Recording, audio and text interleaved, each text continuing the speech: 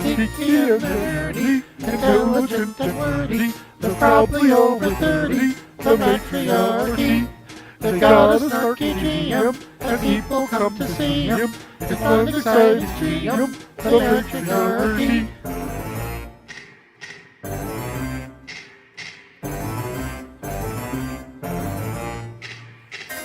So grab some flash and cable, some Miller and an Maple, and join us if you're able, the Mattriarchy.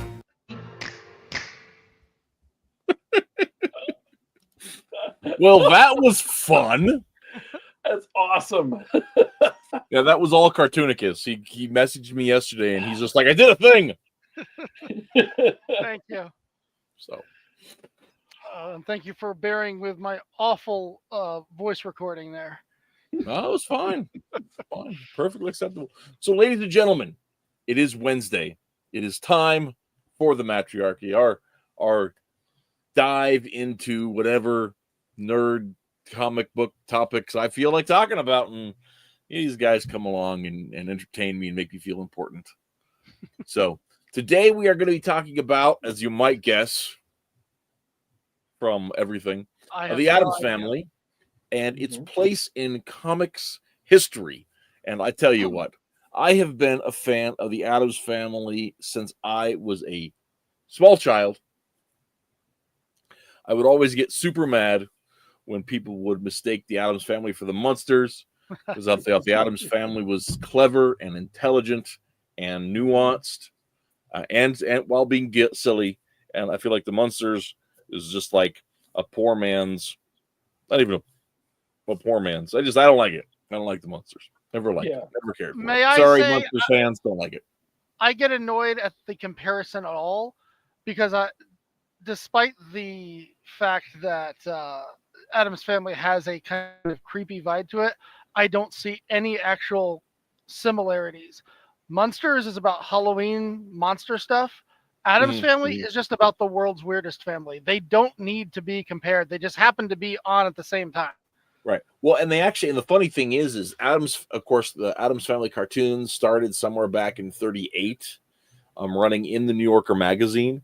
Charles Addams was a cartoonist, had a whole bunch of different comic, like his cartoons were all, of course, funny. They were all kind of in that herky-jerky, little scary, dark sense of humor kind of thing. But they were, and they weren't all Addams Family. There were a whole bunch of stuff. There was a whole series that were set in deepest, darkest Africa. There were some that were like the weird kids next door. I think I discovered something recently. Okay, I got to talk a little bit about. So, before I show a little show and tell, my first collection of Addams comics was this trade paperback, mass market trade of Homebodies, which is not just, of course, the Addams Family. It was just Homebodies was a collection of Addams comics. So it had some Addams Family stuff, including this one right here, which is a Lurch taking Pugsley to school, bound and gagged. And then also you've got this here. See if the screen can show it without. You've got dad and son and mom and daughter, and everyone's dressed the same and got the same mustache and bald head, right? That kind of just offbeat, weird sense of humor. And I've discovered something in this. I believe that I'm not 100% certain about it, but I believe that there is a second. There may be a second family in the works that didn't get as much play. There is a boy. So Pugsley is always drawn with the evil eyebrows, right? He's always got the angry eyebrows thing going. There is another boy in a little blonde boy in a striped shirt in several comics that does not appear to have the evil eyebrows. And he seems to have a normal family, but occasionally this normal boy seems to get himself into weird trouble. And I think there may be a second, like, square Addams Family tucked into the works of Charles Addams. Oh, So now I have to go by. I have to find a way to get all of the original run, non-collected ones, and to read through them and see if I'm right. I thought you were going to say Pugsley was adopted and they corrupted him. No, I don't think so. I definitely don't think so.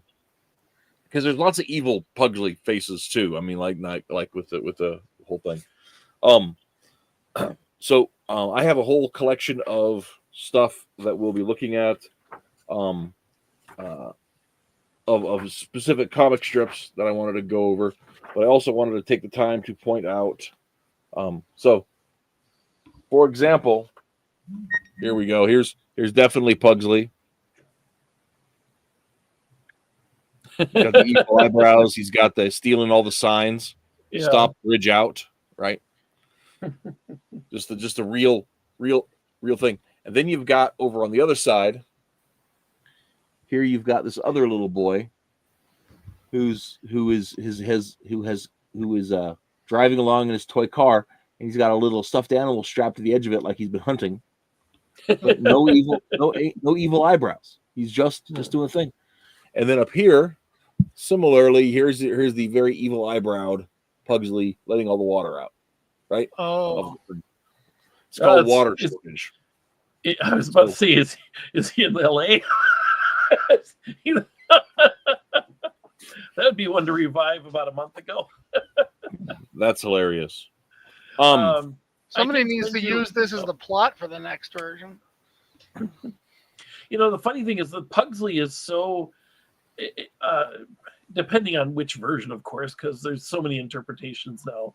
But for the most part, he's more of a mild doofus compared to Wednesday. You know, and, yes, yeah, Wednesday's the really sinister one, and well, that wasn't always the case. That's what I'm saying. Yeah, I mean, sure.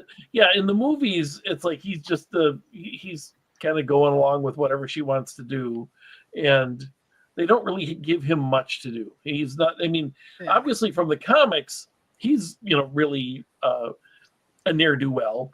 But you know what? It's funny that I look at that and it's like those are from the 30s and probably these ones are. I think these ones are from the 50s in this book. Oh, okay. You think about how. I mean. Is that the era when kids would start decorating their rooms with stolen signs? I think that was later. Like a stop sign or a street sign. But yeah, it's like, I don't know. I look at that and I'm like, that's pretty normal. Yeah. It's not even, and the fun thing is, it's not even just that he's decorating it with street signs. It's what street signs he's got that really make it funny. All the safety signs. Mm-hmm. Yeah, all the safety signs, exactly. Right. It reminds me of that joke about removing all the warning labels and letting the problem sort itself out. I mean, That's generally fair. the idea is they're not monsters. They are they're very likable sadists. It's just they have a very dark, sadistic streak that just comes out in a. Well, and part of it, it depends on which version. I mean, you're looking at too. Yeah. I mean, like Charles Addams went on record as saying he liked some things about the 60 series, but in some ways he felt like characters weren't half as evil as they ought to be. But for the most part, his comics, it's not like necessarily what I would really consider to be truly evil. Right, they're not villainous. There's just this dastardly or this freaky. This freaky thing to them for the most part.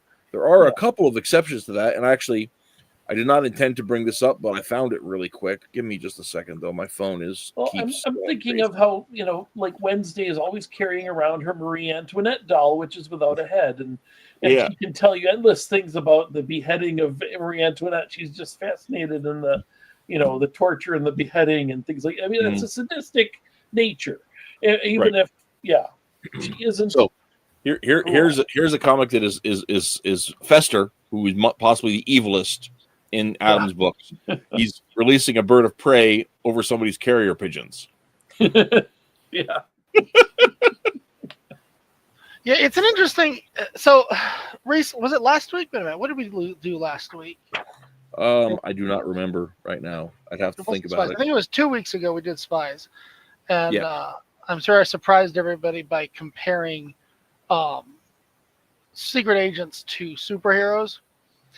Well, so this week I get to compare the Addams Family to Ninja Turtles. Okay. In a very small way, but in both cases, we have a series where there have been endless adaptations over the years of every sort. We've got comics, movies, TV, cartoon, live action, you name it, right? Every 5 years minimum, we're rebooting this thing in some way. And every time you reboot it, it really gets its own unique new interpretation, right? Right. It's like it's up to the creators to kind of just come up with a new translation for this, as opposed to relying on what came before.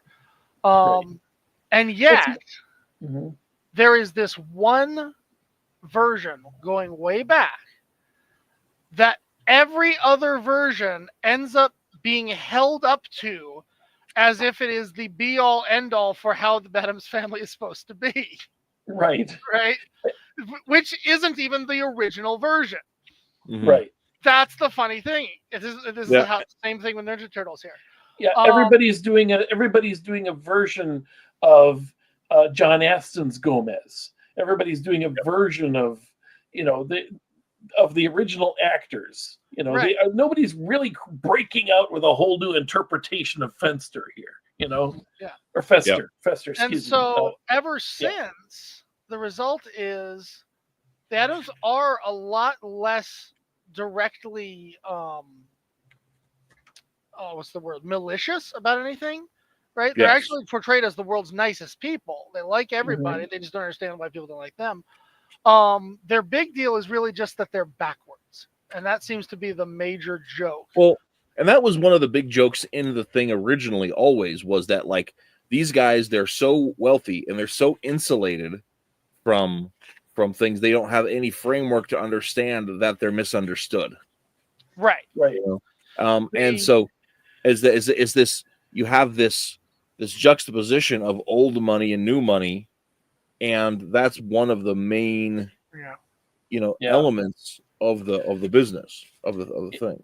If I could point out, it's kind of a twist on the backward hicks living amongst the city folk. They start talking about having squirrel brains for dinner and things like that, and are wondering why everybody is giving them regarding this as weird. It's like, what? Right. Your kids don't run around naked until they're 5. It's the way it is all over back in the holler where we're from. It's right. just, But it is more than that, because that idea of opposite does actually directly get used at times, where it'll be like, have a terrible day, honey. Right. And they're purposely switching around Here's the problem. You cannot possibly make absolutely everything a legitimate opposite, or you just end up right back where you started with nothing. Right. Yep. So everybody, it's the Bizarro problem. and this is what I think is the interesting thing. I feel like Addams Family has never been perfect since its original adaptation, and including its original adaptation, because every single person who does it has to figure out their own balance of where they're going to make them normal and where they're going to make them backwards. And that's why everybody reinvents them every single time, in a way, because it's like each person has a completely different vision of what's this supposed to look like. Yeah, I think that's fair. Yeah. I also like to point out here's another side of the of Adam's twisted sense of humor here. See if I can't get it all on the screen. This was not one of the ones I scanned in, obviously, so it'll show. I've never. You've never felt that way about me. Oh my! That man's jumping off Lover's Leap over here. Oh, okay. I can't see what's happening at the back. Okay. Yeah. You've never felt that way about me. I sent you a cartoon, by the way, in the chat. well, the Oh. Facebook chat that we set up. It's the only Charles Addams cartoon that I had, and I thought I had a couple Addams Family ones, and I could not find any. So the only one I had was just this. It's kind of like a slight little thinker one that I don't know if it's easier for you to share that than to hold a book Well, up. this But it's is the only one great. that I have. Yeah, we'll have to. Hang on, we'll get that on the stream here. Okay. I'm sorry. I should No, have it's gotten it to you fine. earlier for planning purposes, but I really thought I had like 3 or 4 of classic Addams comics, but I don't. So Yeah, I've got and when they came up with the TV show, they had to invent the Gomez, Gomez and Morticia and the Wednesday. They never had names. They were just repeated characters. In '62, there was a company called Aboriginals who licensed Wednesday and Morticia to make dolls of them, and they were named then. Okay. Prior to that, Morticia was just called the Witch, and so you had and almost in every comic where you've got Morticia, almost always have Lurch, and so you have Morticia and the Witch and her butler, and it's in, I cannot remember which one it is, but in one of the volumes, the introduction is actually written by what is his name? The actor played Frankenstein. You mean who played Lurch? You mean the original You Frankenstein? mean Herman Munster or the actual? No. The actual who played. He was a British fellow. He was also the Mummy. Karloff. He played. Oh gosh, I'm sorry. I was thinking the monster. Yeah, Boris Karloff. Okay. Yeah, Boris Karloff. Okay. Yeah, and Boris Karloff wrote the introduction on one of the collected editions of Addams comics, and he actually thanked Addams for immortalizing him as the witch's butler. And of course, there's definitely some similarities between those portrayals, but it was one of those things where Morticia was named then in '62, and Wednesday was as well, and then Gomez was named. Well, the rest of the characters were named in '63 during pre-production for the '64 series. Right. So that is actually how that shook out. The name, one of the funny things is the name that Addams, I guess, had always referred to Pugsley's character as Pubert. And the networks nixed that entirely. So they refused to have that. The other thing about it, that speaking of that thing, they used Pubert in the movie. They used Pubert in the movie, right? The name of the second son, yeah. The second son in the second movie. But in the which is a gag that's repeated throughout several of the comics, that the implication that Gomez and Morticia were having another child was a gag that was used in several comics. So that was a plot point that was not derived for the film, but was used in the film. But one of the fun things about that, the network felt that Pubert was too suggestive. But it's also really interesting too, because I think Pugsley's character is that of that boy on the rascalness of a boy on the very cusp of emerging manhood, very much of a Peter Pan type of character to that. So yeah, that's one of the things I think about it. But one of the things that we'll talk a little bit more about the thing as a whole. But one of the things that I've always loved about the Addams Family was that, despite the fact that, and it's true even in the comics, and even though they have a darker tone and a more serious humor, that I got sidetracked. I was going to talk about, but anyway, is that and the inversion of expectation that's in there to make it the subversion of the norm still reinforces the existence of the norm in the way Addams Family is. Gomez is a doting, engaged father and a dedicated husband.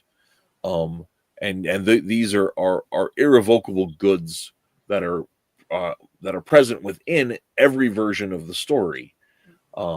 Regardless of who's doing it, you have Wednesday and Pugsley. They may play act these horrid things, but at the same time, they never seem to be harmed. It seems to be utterly play acting in the same way that children always play things far beyond their level.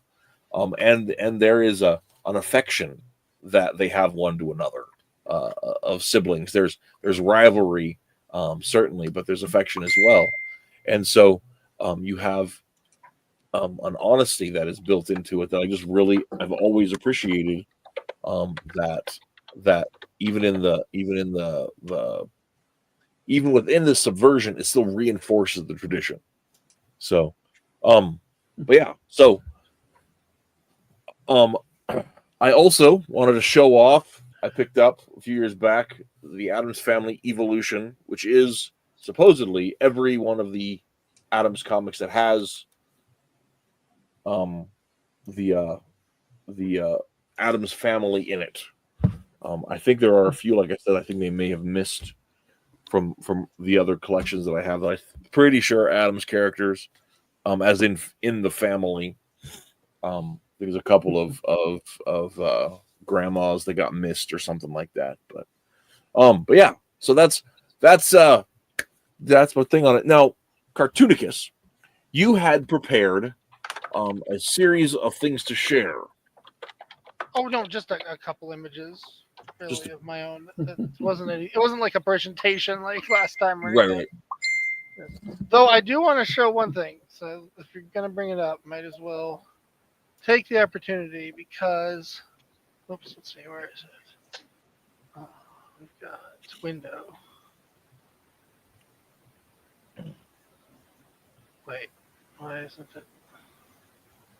Where'd it go? There it is. That's annoying.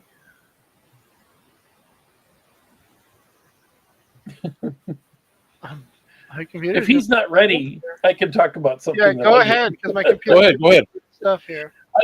I just sent you a picture of Betty Grable if you wanted to share that, because a lot of younger people in the stream might not know who Betty Grable was. She is one of the most infamous pinups of 1940. Like every wait, do we want to see it? Going out there. What's that? Do we want to see it then? It is tasteful. It is, but it is one of the most widely known World War II pinups. Was Betty Grable. Every man in the world wanted her, and so but I don't know if you can just share that. It's just the picture that I'm not seeing. What's that? I'm not seeing where you sent it to me. I sent it. Fox seems to already know what you're talking about. Okay, is it not?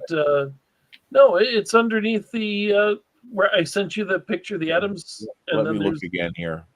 I'll refresh that window. I even heard the ding when it came across. But if not, I can send it again. There it is. Sorry about that. So apparently, screen share will not pick a window unless that window is in fact up. Just so you know.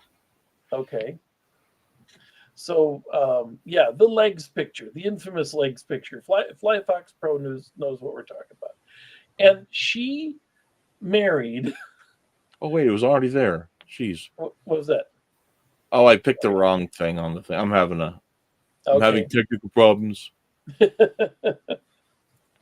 Well, anyway, yeah, she that is Betty Grable, one of the most desired women in the entire world. And she married the guy who would be Uncle Fester. Which Jackie Coogan, of course, world famous. Yeah. World famous. Little history of Jackie Coogan for the people that might not know. Jackie Coogan was the kid in the movie The Kid with Charlie Chaplin. Mm-hmm. Yeah. And also the reason that the Coogan law exists, because his parents spent all of his money from being the kid. Right. He was probably one of the richest people in Hollywood. They made tons and tons of movies, and when he turned 18, he was like, "Okay, I'm ready to get into my money," and they're like, "Oh, it's all gone." And even after suing them, he could only recoup what they hadn't spent, which was a tiny bit. Yep. And Same with Gary Coleman. yeah, and the Coogan law was designed to make sure that the parents couldn't do that. That they had to set aside some money. It was like a portion. It was a required portion. So that guy married that lady. Which we have to assume that he had inspiration from Curly Howard, right? Okay. A little bit. Yeah, I just wanted to ruin your day here with the realization that because in the 1960s, in order for black and white images to show up with proper contrasts and be understandable what they were, they actually had to use all kinds of strange, awkward, and gaudy colors.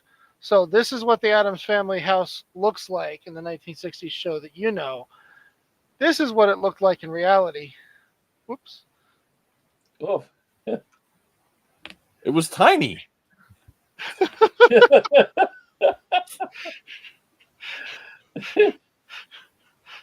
Yeah. And actually, it's actually that's a well-known thing too. The Superman suit they used in George Reeves' Superman was gray and brown for the same reason, so they could pick the contrast a little better.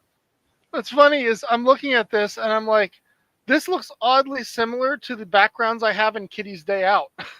This is very true. This is very true. I had actually thought about that. I wasn't sure if that was intentional or not. So it was not intentional. And yet, look what I did tonight for my image. I made everything black and white. Yep. I meant to do this one. Yeah. Is it tapas.io? Yes. /series/Kitty's Day Out. It still says legs. Fly Fox asked, so who was we argued about this a few years ago? I remember arguing with somebody about Addams Family. I do not recall, but Isaac says in color that looks like a great rib place.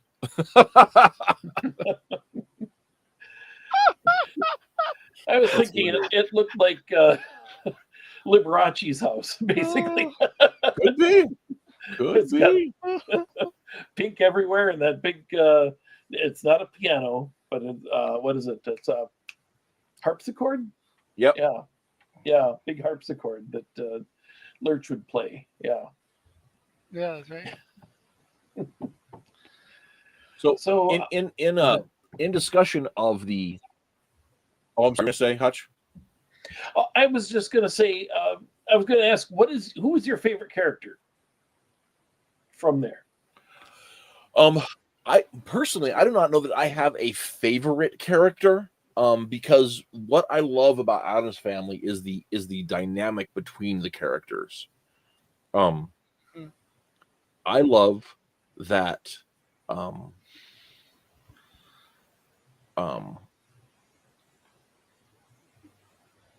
What I love the interactions, right? So, like the fact that you have Morticia, who is so serious and yet is enthralled with her silly husband, who is silly but sincere.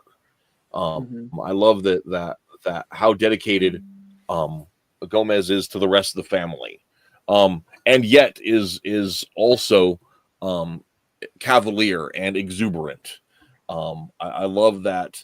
While Lurch is his personality is not, super necessarily defined. He's a little bit drab, a little bit stifled, and yet is considered, and even in failure is considered in the comics, especially. You have a couple times where his failure is pointed out, for whatever reason, he still is embraced as belonging. And so that's the thing that I love about it, is just that it feels like a real family in a lot of ways, and the characters feel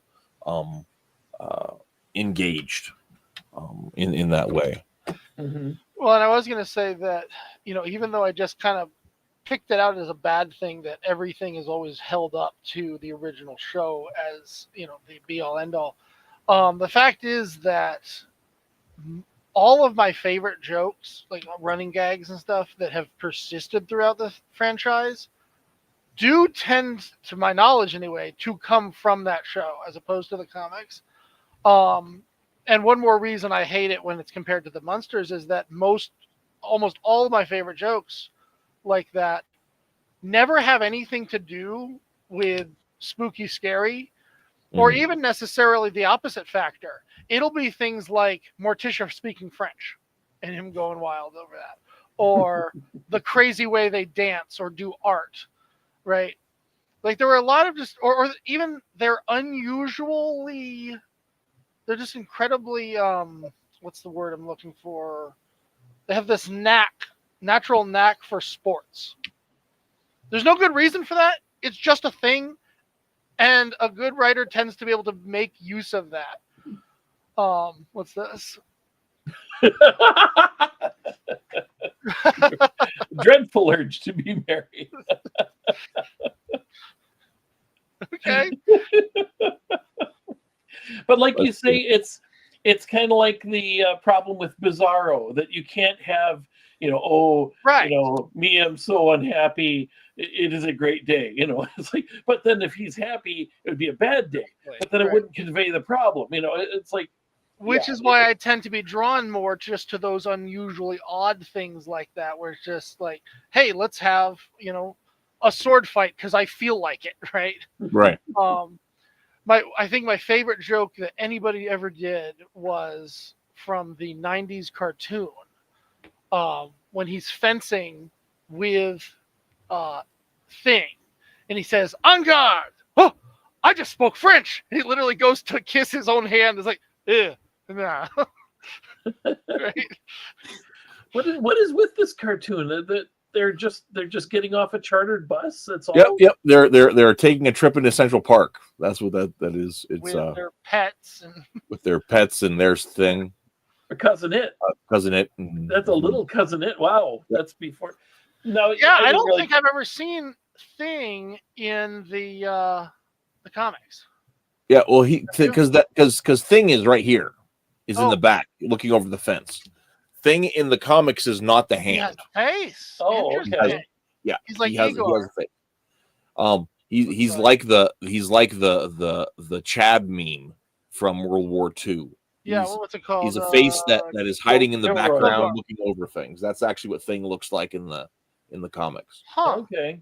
What a strange adaptation. Yeah. And yet again, that's remained and that way which is easily one of the creepier things about Addams comics, because there's this Head and Shoulders guy that looks around corners and spying on the family constantly, and every once and again he seems to be in some sort of pet carrier when they're going out to the beach or something. And that's what's so odd, is it looks like they've arrived at the beach, but they're just going into Central Park and at nighttime, and in winter probably. and well, it looks like it's Halloween. Yeah.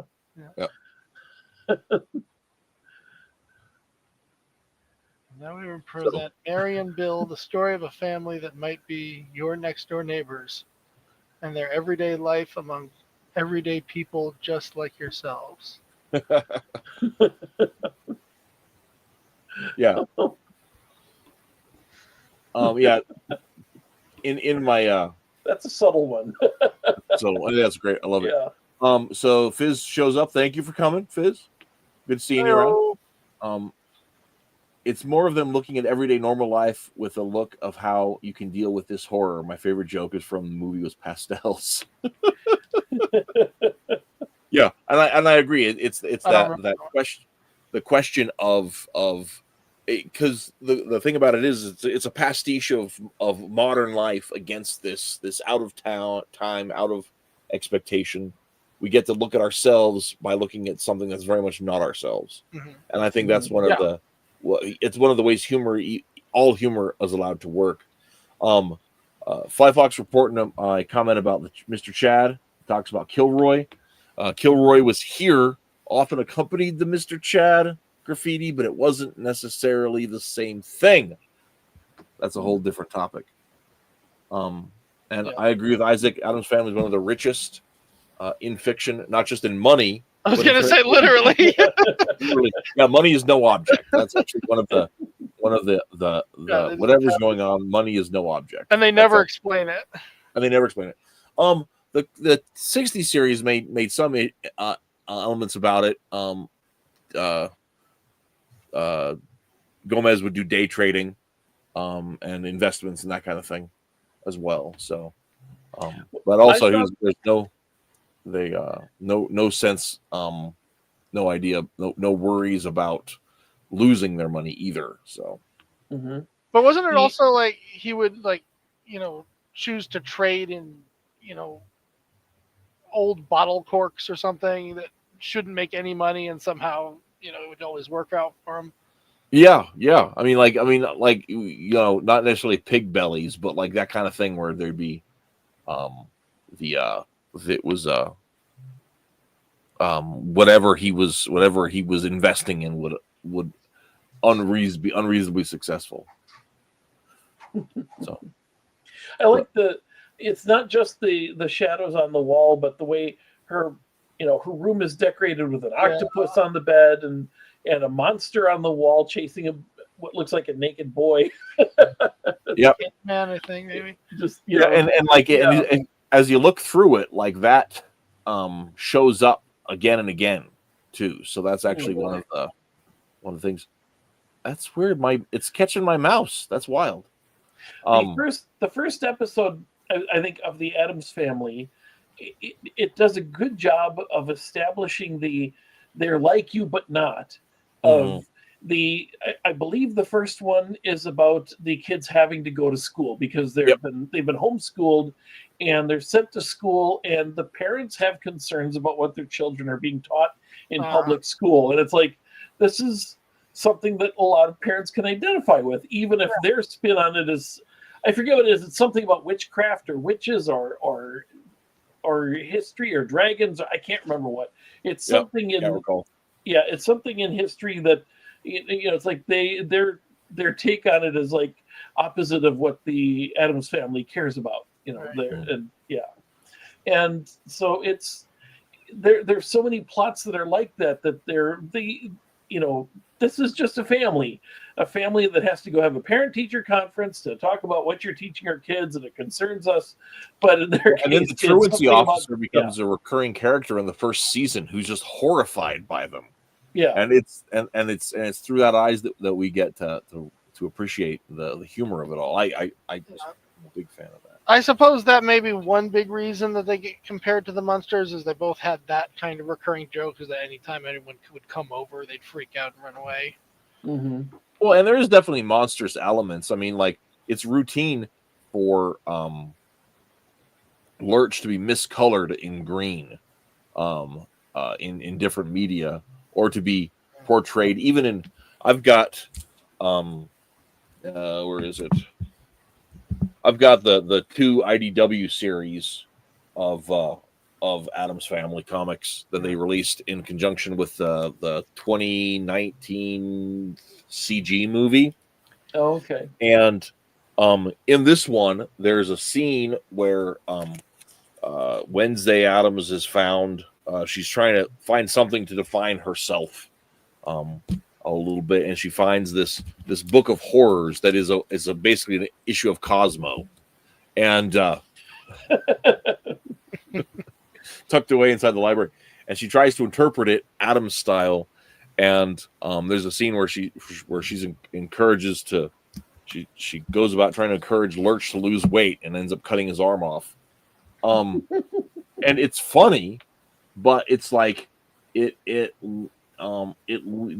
depends upon the interpretation of Lurch as a reconstituted Frankenstein monster, and like there's some implication about that, but it's never explicit. And I think it's funnier. I think Addams Family is funnier when things are implied to be in that horror realm than explicitly stated that way.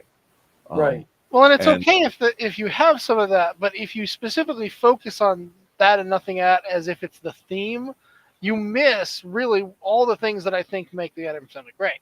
Yeah, I think it's I do, because I think it's the juxtaposition between the normalcy and abnormality that bring it in. And like I think this comic, for example, up here is this cartoon is a really great example of that, because Gomez is doing the doting dad thing and putting on a puppet show for his kid, and what is it? Is this scary bat monster, right? Yeah. But Wednesday's utterly enthralled. I mean, as it would be, just as if it had been a little bunny that you were showing somebody else. Yeah. So actually looks like Cthulhu. could be. Yeah. From the chat, it's the dark side of normal. I agree. I think that's accurate. Asking, do I watch the new Wednesday series? I have not seen it. I'm not a big fan of paying people to watch TV. And so I considered like looking for a used copy of the DVD on the internet, but I haven't done it yet. It's one of those things too where I have suspicion, because Tim Burton, who's of course the executive producer in that, Tim Burton misses the point of a lot of the stuff he does. He leans too hard into things sometimes. Big Fish is possibly the perfect Tim Burton film, and because it was as normal as not. But I think sometimes he leans too hard into things. Like his Alice in Wonderland was horrible. It was the worst thing I've seen. Yeah. Everything about it was terrible. My understanding is that the Wednesday show, while I forget who they cast as Gomez, but I mean he looks perfect. Like, yeah. I can't remember his name. He's been in a bunch of stuff. And I'm like, oh, that guy. And I saw him in the makeup, and I'm like, oh, that's wonderful. And somebody was like, but he's Hispanic, and it's like his name is Gomez. Yeah, he's always supposed to be Hispanic. Yeah, I think he always was supposed to be. Well, I think they're Italian, overall supposed to be like Romanian, Slavic kind of from over the old world. Addams specifically mentions that he's Latin. He's a Latin lover. in his notes and letters and stuff, he specifically mentions that Gomez is Latin, even before he was named. But he looks more like this character than even John Astin did, and it's like that. That's amazing. But what I understand is that the problem is that they go much more supernatural as the show. The whole thing with Wednesday going to school, it's just much more about supernatural witchcraft type stuff, and it's like that's not really Addams Family. You know. So here's the thing. For a long time, I have been noticing a trend where, let me just show something here. Considering you can get Riverdale that wrong. Oh, gosh. It's like, which I have not seen, so I cannot comment. All right, I'm going to share something here. Okay, excellent. Yeah, that's true. This is a great comment. A fun little great. Well, first, let's go ahead and hit the comment from Fly Fox Pro, because I think he's on the nail on the head here. The problem with modern Addams is the mainstream culture promulgates the subversion in everything, and thus makes the Addams Family redundant. And I do think that's what I was saying. Yeah, and they miss the wholesomeness in it. It's just like I've noticed that like a lot of early punk rock, specifically the Ramones, even the way that the Ramones used music was to harken back to 50s rock and roll. And so it was these New Yorkers trying to play rockabilly really fast. And so it has a built-in even the subversion within early punk rock was the subversion that points to an older wholesomeness. And the things that it points to and complains about and says we're getting wrong as a society are because there is something that can be gotten right. And that's an important aspect in that. But yeah, let's go ahead and and that's in a way it's kind of what I was going to talk about, because so everybody gets the joke here. It's a fun little idea, a birdhouse, only it's a bat house and it's literally a house. Yeah. But there's something else I notice in here. Okay, I want to point out. What do you see right here? she's just a happy little girl. She's Smiling. smiling. Yeah. That was Wednesday back then. Mm-hmm. This is Wednesday now. Mhm. For, I don't know, I trying to pinpoint when I first noticed this happening, but for a long time now, they have been doing three things with Wednesday. They've been aging her up.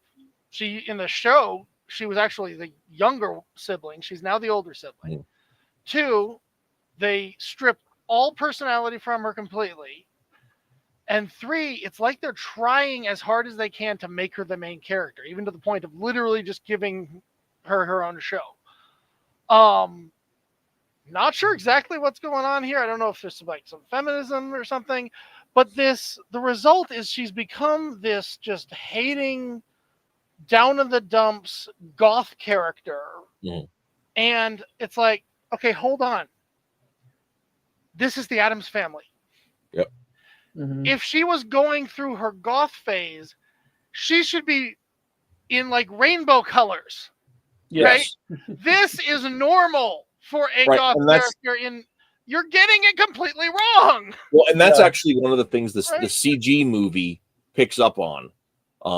Is Yes, that I'm gonna is that bring she that up is too that here.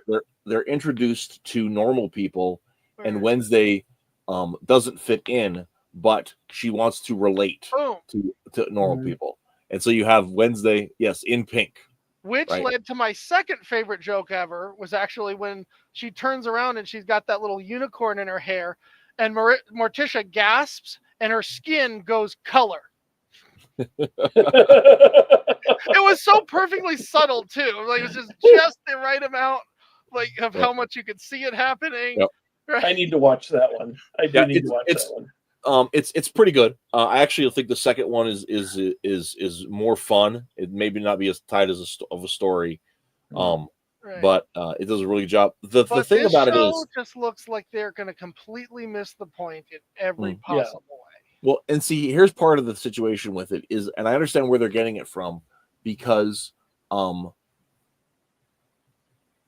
that Charles Addams' vision for Wednesday was to be her mother's daughter, and she was named after that poem, like Sunday's child, la da da da da. Wednesday's child is full of woe, right? Mhm. And so the idea was that you have Morticia's very somber, very serious, and so you have a little girl who's also got this somber and serious nature.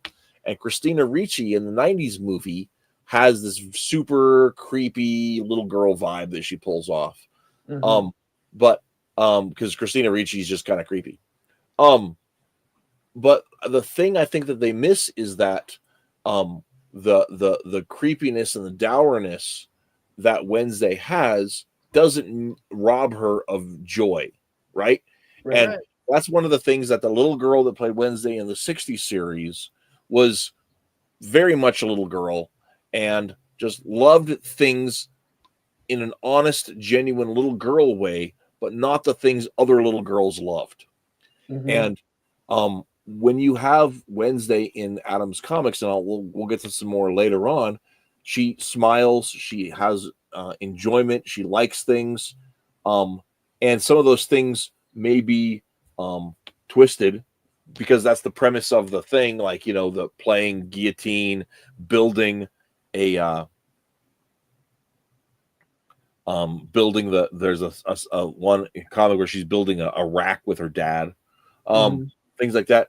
But that they mistake the severity with a lack of joy. And it's so funny to me because one of the things that we see with looking at Morticia is Morticia's character in the original cartoons and in the series and in whatever else, she's very dour, except where, you know, her children and her husband are related, right? She's a firm disciplinarian, like about, but Sorry, also which that version is this again? in the comics, Okay. you see her being a firm disciplinarian, but she doesn't negate the idea that she does. It's not that she doesn't want her children to have joy and to have fun.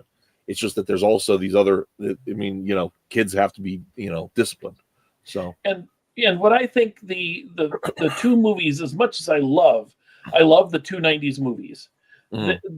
The thing that I really think that they get wrong, and it feeds into what you're talking about our culture, is that it holds up the non-Addams family world. Everybody is a terrible, pretentious parody of a white person. You know, Mhm. it's just of a normal white middle class person. It's just, hey, sweeties, let's all get together and play. It's like you wouldn't want to be any of those people. You wouldn't want to hang out with any of those people. And so the Addams family looks very normal. And it's like, would you rather hang out with, Peter McNichol or or them?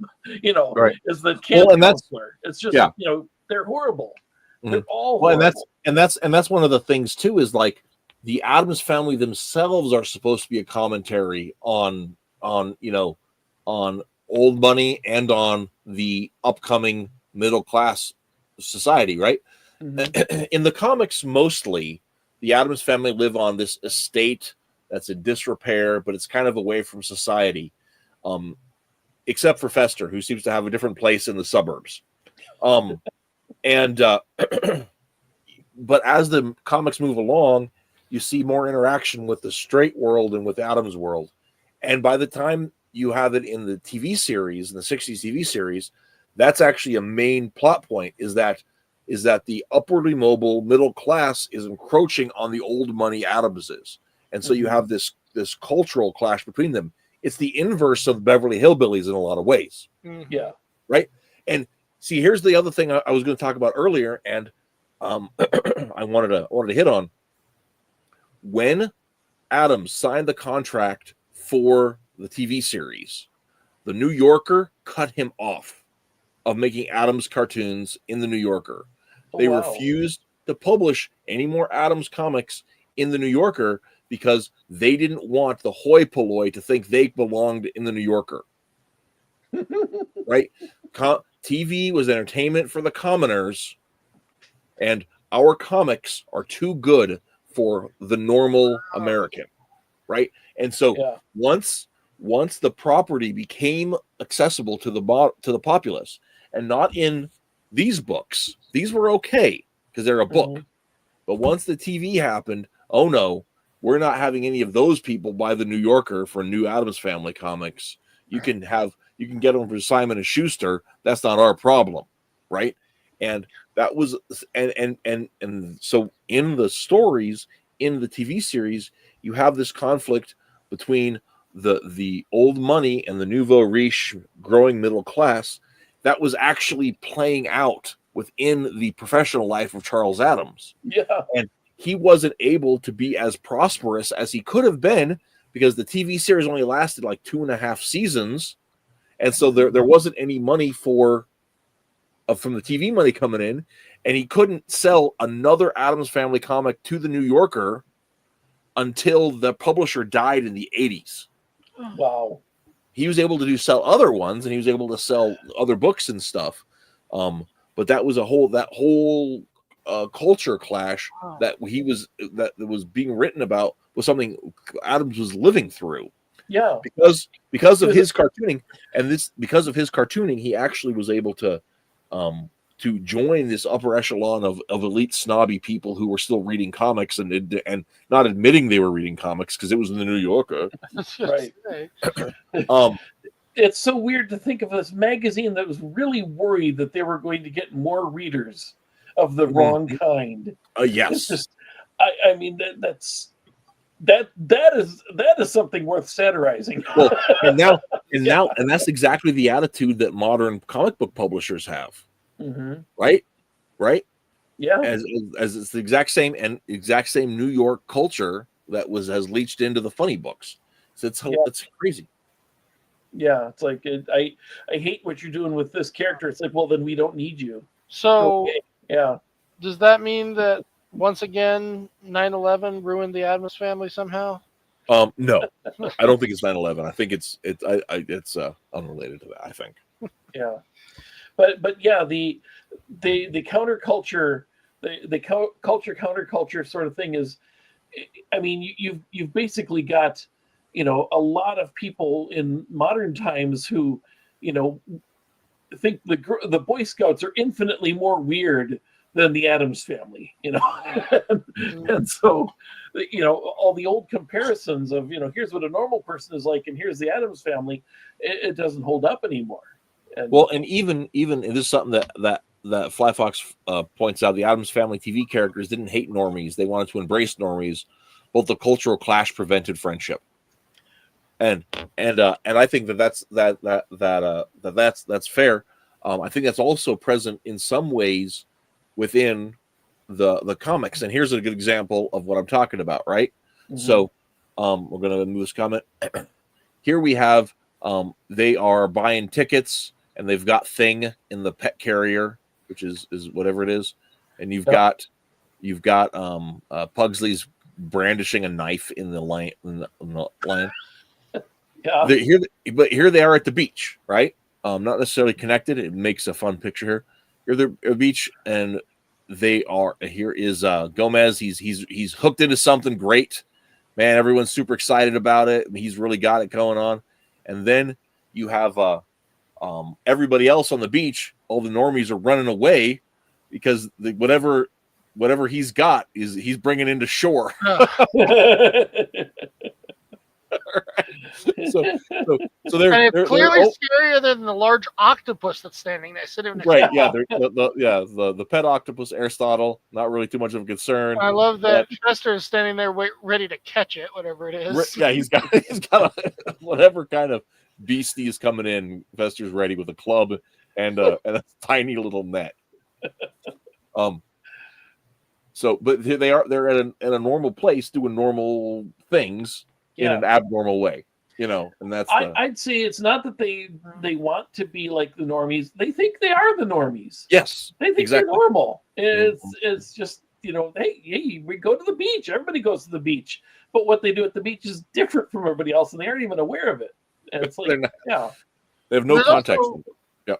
There's also still a stylistic and cultural thing that I find interesting, that some versions do better than others, and it's that kind of Western, whether it's Western or Eastern European, old world kind of, especially when it's usually more obvious when the rest of the entire family comes over, and it's like you get to see all of them, and it's crazy.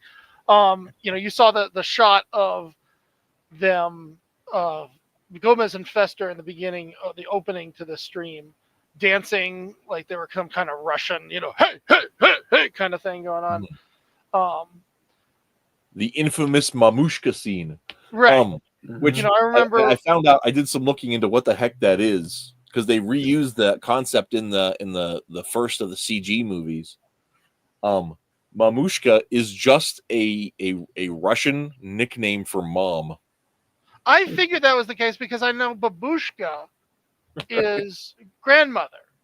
Yeah. So I was wondering if they either made it up or if they were in fact just using an actual term. Yeah. The babushka was actually done by a juggling team called the Passing Zone, who came to my college at the time that movie was coming out. They talked about how they were the stand-ins for Gomez and Uncle Fester. Oh, that's fun. Doing all and they actually did nowadays it would be all CGI, but that was all real juggling with knives and everything. So wow, very cool. Yeah. Fizz, they made two CG movies. The first one is basically the introduction, and the second one is a road trip movie. The second one was just like chaos with Addams Family thrown in there. Oh, I loved the second one because really? It was for the most part very true to the spirit of the we think we're normal and we're out in the world kind of thing. I was mainly just annoyed that once they get even far more than the first movie, they're just focusing only on Wednesday and whatever her problem is. There was definitely a lot of that drove the plot, but that did not drive the events, and that was the other thing I thought was fun about it. What is she doing to the plant? What is the plant? She's putting up flowers, actual flowers. That took me a second. I couldn't see that those were supposed to be roses. Yeah, those are roses or carnations. And he says, "You seem you're in a strange mood, I must say." So What's she doing? Is she cutting off all the she's heads? or just what? No, that just picking she's up regular not. flowers. That's the thing. That's what right? she's not doing, is cutting the heads off of them or Oh, whatever. She it's did. just- That's the kind of thing she did all the time in the original show. Was that she would just Mhm. be slicing things and painting using a paint roller. But yeah, so they made two CG movies. And the like I said, the other thing about the second one I really liked was that the plot of the 1970s cartoon series was the Addams taking on a cross America road trip, and that was what that yeah. whole Oh that really? whole They had an whole RV thing. that looked like their mansion. It Yep. was like their mansion And- had wheels, basically. Yep. And that was, and so that's what the second movie was too, was that same concept, is that the Addams are on a road trip, and so that was fun. I was going to bring that up. I was just going to talk about the 1970s cartoon, which I had seen a couple times. I want to say that they crossed over with Scooby-Doo at one point. When they did the Scooby-Doo movies. Yeah, that's how they was always started meeting- first. Really? They were the guests. The cartoon series spun out from the new Scooby-Doo movies. Oh, wow. I'm not Okay. surprised at that. Yeah. So here's a thought: the Addams are the minority experience. I think they are in the way that they don't fit into society, but they're not in the way that they don't notice. They also are intrinsically privileged, and so they wouldn't fit into the modern concept of the minority experience. But in dealing with the minority experience of the 1960s, I think you could have an argument there, because there were more different kinds of minorities. Especially when you're looking at the intersection of the old money versus new money, the high class versus the growing middle class idea. Well, you will notice more of the more recent versions usually tend to focus on the fact that they are immigrants from somewhere else. And I really dislike. That was one of the things from the immigrant story was a very heavy part of the setup of the first CG movie, and I really hated that, because the very premise of Adams' Adams, from his letters and stuff, was that these guys were old money, Right. and that they'd been here forever. In fact, it worked its way into the TV series. They joke that they were ashamedly related to the 1D Adamses, John Adams, John Quincy Adams, those guys. Oh, okay. They're trying to live that down. They're trying to live that down. Connection. Oh, yeah. Okay. So these very, very respectable, very, very joining the public scene, right? Yeah. So, oh, the one who was on the Supreme Court. We don't talk about that guy. we don't talk about that guy, right? Because it does, I like that aspect in that it gives that cultural vibe to it that the original show didn't have. And that's just more to one, it helps explain the weirdness a little, because it gives it more than just random weirdness. Well, I don't think you need to explain the weirdness if you've ever read anything by Washington Irving. I'm just saying it kind of it gives an overall stylistic feel to it. Or Nathaniel Hawthorne, for that matter. There's weirdness that's deep in the roots of New England. Fly Fox Pro kind of picks up on what I talked about earlier with the the hillbilly thing, and it's kind of like if you've ever watched Duck Dynasty, these guys who are their grandma is making a mess of squirrels in a $2 million, $3 million house. Yeah, it's like you don't get rich from spending money, and it's just. The metal joins in the chat. It says, weirdness, all this stuff is completely normal. All right. So maybe this is a good time to bring up my idea if I were ever to create an adaptation of the Addams Family. Because one, obviously, I want to fix what they've done to Wednesday, right?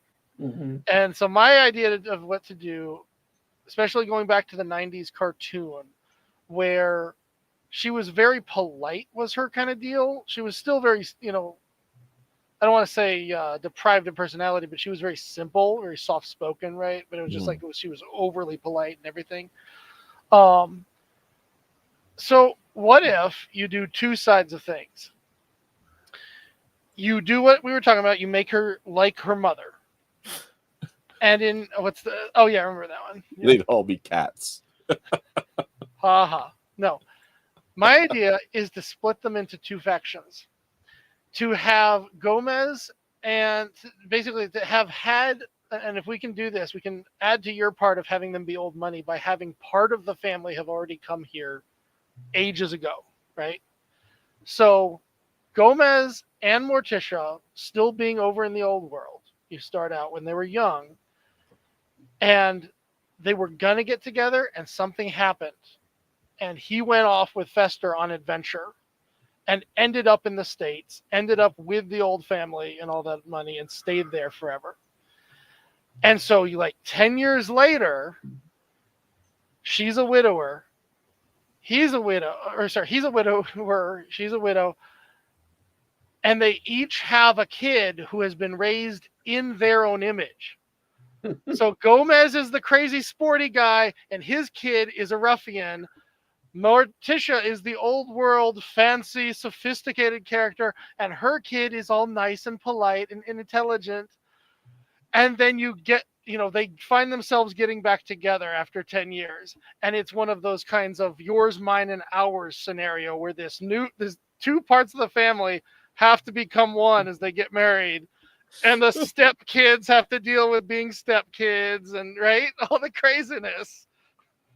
Yeah, no, I'm with Metal on that. Aww. I see what you're saying, but I don't think that any separation is necessary in that, and to demonstrate that. But he didn't mention that they have a housekeeper named Alice. Yeah. or there's a British show that's very much like that. As Time Goes By, and it was great for what it was, but it definitely was not. I think the idea, if you wanted to have a situation where the Addams Parent Trap, essentially, yeah. I love how this is actually in the movie. You realize how faithful the movie was in many ways to the original comics. Yeah. Especially like Pubert and things like that. That one that you just showed is how they ended it. This is how they began it. Are you happy? Oh, yes, completely. You were like an insane man last night, a raving lunatic. That opens with that. I never got to stay. My favorite character when I was a kid was Cousin It. I just thought he was awesome. And now I hate him, but I love Gomez. I just, I gravitate towards the dad who just goes into romantic fits when she says French. And it's like, I see so much of him that I didn't get when I was a kid, Yes. Yeah. Well, and one of the things that's just grand about like I said, one of the things I always loved about the series is while it's pastiche, and while it is lovingly sticking its finger in the eye of the presuppositional American idea in some ways. At the same time, it's lovingly doing it, right? Mm-hmm. It's still reinforcing the like this comic, right? Yep. It says the little deers, they still believe in Santa Claus, right? So here it's Christmas Eve, and they're stoking this giant fire in the fireplace. Mm-hmm. And that's what but the endearing idea of it, well, it's got this murderous intent behind it, right? They're playing with that idea, like the absolute joy that Gomez and Morticia and whichever cousin, the unnamed wall-eyed cousin who shows up, that they have in the sincerity of the murderous intent to these kids. That there's something that's endearing about that within the context of the story forming. I should point out that it's completely safe too, because by saying they still believe in Santa Claus, it is thus insinuating that he doesn't exist, and so you don't have to worry about the idea that something horrible is actually going to happen to the real Santa Claus, right? It's just they're lighting a fire. That's the worst that's going to happen here. So, Metal says Gomez has always been my favorite. Abigail says Morticia for me. And Metal replies, well, Morticia is my other favorite for the same. She is Gomez's favorite. This one reminds me of so many jokes from the 90s cartoon that would make your jaw hit the floor. Every time they would bring out a torture device like this, and Morticia would be like, oh, Gomez, do you remember this? And he'd say, what you wore on our honeymoon? And I'm like, oh my gosh, this is a kid's cartoon. What is happening here? Yes. Now, it says you'll see, chicks, half the fun is making it yourself. And like I referenced this comic earlier in our discussion, and like I said, this is one of these things where you have what they're doing, right, is a joke. The sincerity is in Gomez is taking an active role in engaging his kids in activities. Right. And he's being a good dad. Yeah. Despite the fact that like you have this horror theming elemental that gives it the edgelord stuff, he's taking time to spend with his kids and to encourage them to make things with their hands, to be engaged in the world, to participate in their own reality. I have to wonder if Bill Watterson took inspiration from this, and more particularly Pugsley, for Calvin. Oh, I'm sure. I mean, he has the same striped shirt, right? Yeah. Yeah. It's like, and all those snowman ones where Calvin is making snowmen that are like, like a this car very accident. idea got converged into just one character. See, and that's part of the element, right? You have that Calvin reaches in the same spot as Pugsley, in that like little boys and Peter Pan, little boys are rascals, right? And it's not bad that they're rascals.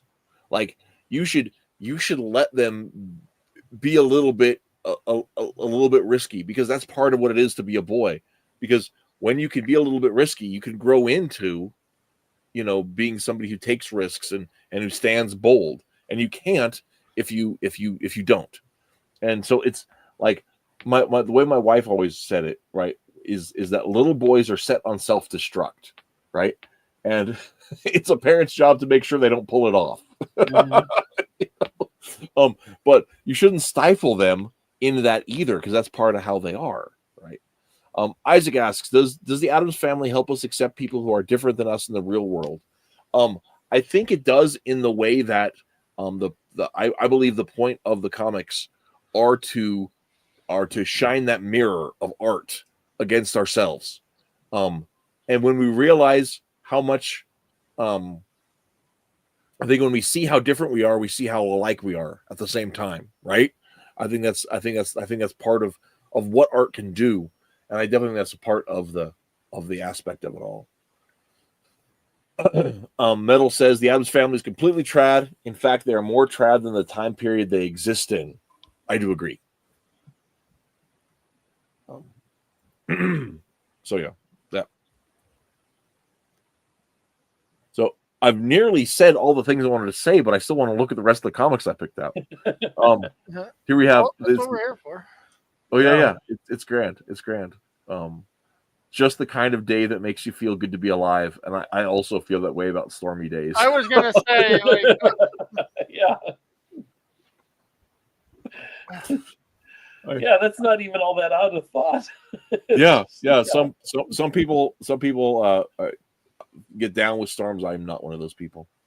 So the other thing that's great about the Addams Family Evolution book is it has I think it's 30 or 40 comics that were never completed or accepted for publication, and so you actually get to see like these rough draft sketches that weren't ever finished for different reasons. So, is that like the one where they were in the woods and it was really hard to make out that the kids were eating mushrooms? And yes, because it was and I was trying to understand why it's hard to make out. But it's because it was a work in process. It was either done as a one that didn't get accepted, or one that was part of another one. Go back. I'm trying to figure out what I'm looking at there. I think it's just that that's the tree where they carved their names. I'm not Yeah, sure why there's- there's a huge gouge on one side. Or Now, Looks see, like this- R and P. This thing on the tree, Mhm. I have seen. It's there. There is a tree on the Addams property, that has this thing on it, right in front. This thing shows up on several different things. This tree specifically has a seat that's built around it. I do Yeah. not know what this is. If it's some sort of animal pod, if it's some sort of like body that is supposed to be growing into the tree. I don't know what it is, Well, that's but why it I'm is. wondering if this is supposed to say R.I.P. Rip, rest in peace. Are they telling I us think they its initials killed is her TH father? and RP, but I don't know why it would say that. I'm not getting this at all. See, The RP THRP. Yeah, I was thinking they carved their initials on the tree, and that we're just seeing an idle moment when they're not like reminiscing that they killed her dad or anything. It's just yeah, I don't think remember, so. You know how most people will talk about how when they first met and they're walking up to the tree, they carved their initials in, and she's like, I remember how upset we were at first when your daddy refused permission. Is that Daddy? I don't know. It's like, I don't. But that's the thing is, I scoured the internet to try to find out if anyone else had commented or written or asked about what is this thing on the tree, yeah, because it shows up in multiple pictures of trees that he has, and can't find anything about it, so I do not know what that is. I just thought Chat? maybe they cut. Want to Bark help us doesn't- out? bark doesn't regrow, but the way it's so oddly shaped and bulgy, Yeah. it's not that the bark has been ripped off the tree. But I would hope that's not like her father, because that would completely shoot in the foot what I was talking about with Santa Claus. Yeah, That they, So, well, we'll never find an answer. So now these looks are like every yeah. once in a while we get one of these super long and wordy ones, and it kind of Yeah. just kills the joke. It's Abigail says it looks like a beehive or a cocoon. I agree. It does look like Yeah. some sort of insect pod, but it's never explained. So, this one here, I will read this out because this is hilarious. It says, in addition to refusing to cultivate any wholesome interest or group activities, he is perverse, crafty, and wanton in those which he does engage. These are, I feel, compelled to emphasize, far beyond the outcroppings of normal juvenile mischief.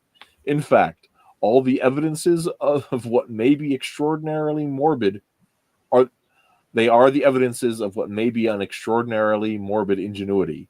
I have gone to such length in describing the situation because I know that you will want to be thoroughly informed of the facts. it's his report card. It's his report card. It's his report card. And they're just pleased as punch. At least he looks cool. I may or may not have had similar notes sent home in my report cards as a child. I'm just going to say that. Oh. So You know how old I was before I found out that this little piggy went to market does not mean that the piggy went shopping.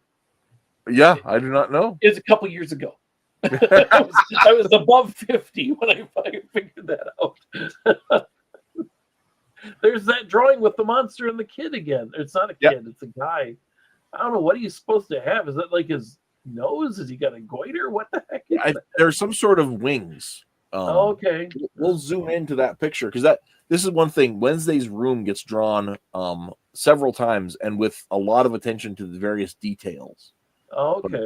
He's got some sort of goblin with some kind of wings on it. Yeah. And he's being chased by a beast of some sort. Yeah, so it's a different. He actually redrew the room from a different angle and got that redone. Yep. And the same, and there's her bed. It's the same design. Yep, and it's got the octopus at the foot of the bed. Yeah. Yep. It's grand. It's grand. This is a great one. Yeah. Well, don't come whining to me. Go tell him you'll poison him right back. I couldn't read the caption on the other one because Metal's comment was blocking the text. Oh, of course. Sorry about that. What does it say? It says, this little piggy went to market. This little piggy went home. This little piggy had roast beef, and this little piggy had none.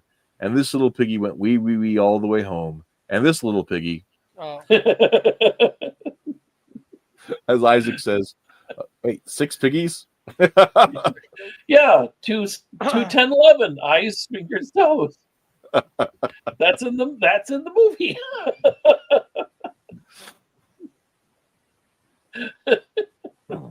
So, wait, hang on. Where'd it Okay. go? My thing is, the There's family this relationships very and small love is what Punch you missed in our discussion. Yes, yeah, that's right. Is that the families genuinely love each other, despite and here we have once again you have the scene. Well, don't come whining to me. Go tell him you poisoned him right back. Right. The idea that you have the sibling rivalry is not met with just that there's the assertiveness that siblings should have with each other. But and of course it's a joke, but still I love this. This is where the Addams family can tend to start becoming somewhat invincible. Yes. And you have to be careful with this one because, like, here at least they're showing that being poisoned is a bad thing. It does hurt me in some way, at least, even if I survive.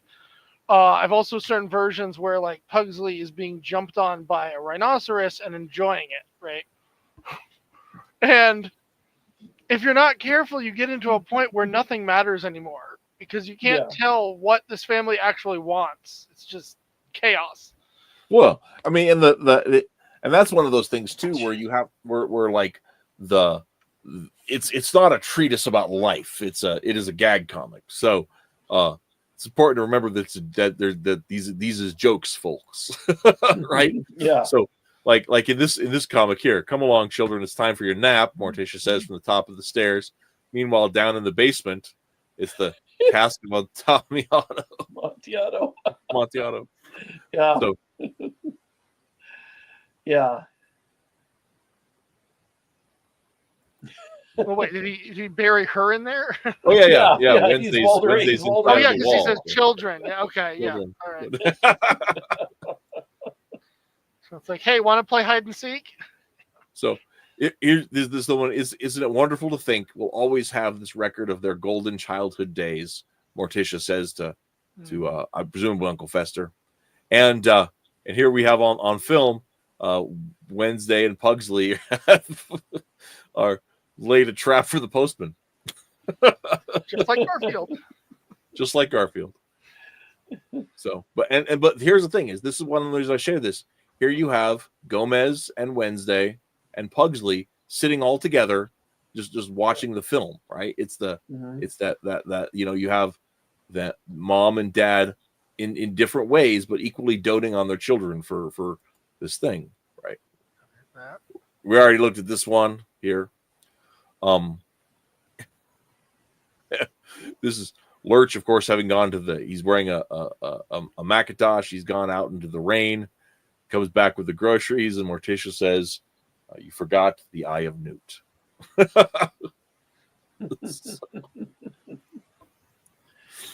Now, see, if they enjoy the rain, then it's not a trouble to be out in the rain. So this is what he's talking about with the Bizarro thing. Right, I noticed the that opposite, one. It was like, yeah.